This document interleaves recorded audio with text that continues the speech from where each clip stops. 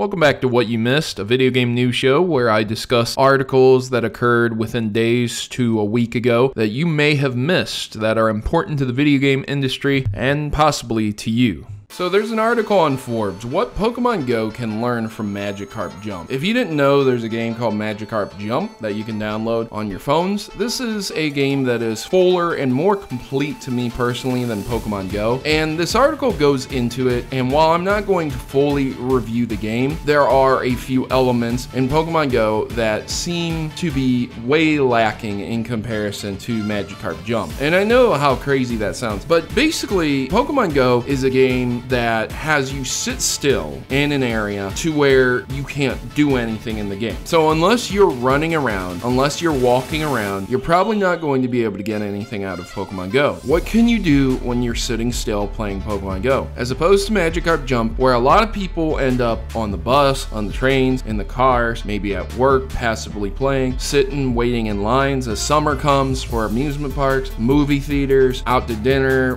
whatever, maybe in college, school, things like that. And when you're playing Pokemon Go and you're idling, you're getting literally nothing from it, unless you're in a very, very populated area where Pokemon are going to pop up on every single corner. And that rarely even happens. I'm in a city of 20,000 people, and there's only a few spots where Pokemon will actually pop up accessibly. So with that being said, Magikarp Jump is a game that succeeds greatly in that fashion because it allows individuals to play the game while they're sitting around doing nothing. And that's one of the biggest sales of iOS and Android games. There are games where you can press a button, be playing a game within seconds, and then you can press another button and be texting your friend or checking Twitter or Facebook or put the phone right back in your pocket, go back to work or go back to doing what you need to do, walking around, etc. So that's one of the biggest caveats and problems with Pokemon Go. But I've said from the beginning, look, I'm not going to sit there and say that Pokemon Go isn't an entertaining and fun game, but I am going to say that it is a very incomplete game. And I said this from the beginning. I got so many people so upset at me to the point where I was getting death threats from people who are really out of their mind, mentally unstable, which is, it's beyond, man, to think that someone would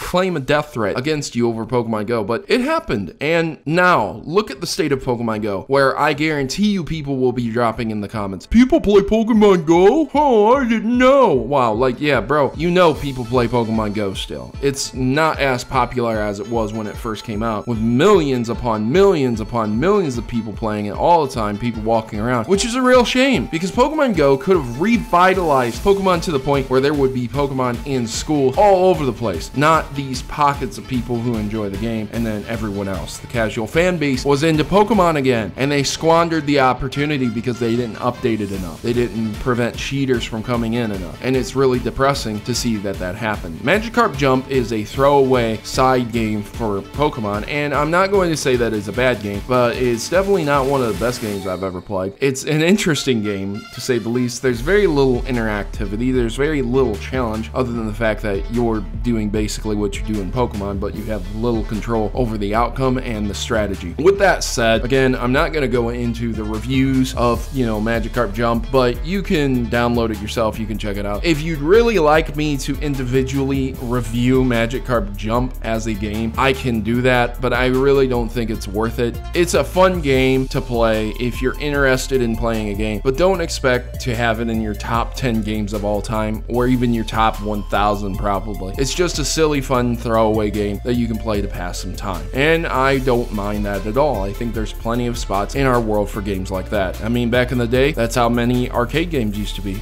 They might not have been your favorite, but you would drop a quarter in them and you would play them, and that's how it went. So ladies and gentlemen, what do you think about Magikarp Jump? And do you think Pokemon Go is better or worse than Magikarp Jump? You let me know your thoughts and opinions in the comment section below. I've been your host, Protomario. I'm signing out. As always, good gaming. God bless. Please like and share this with everyone else, and thanks for watching.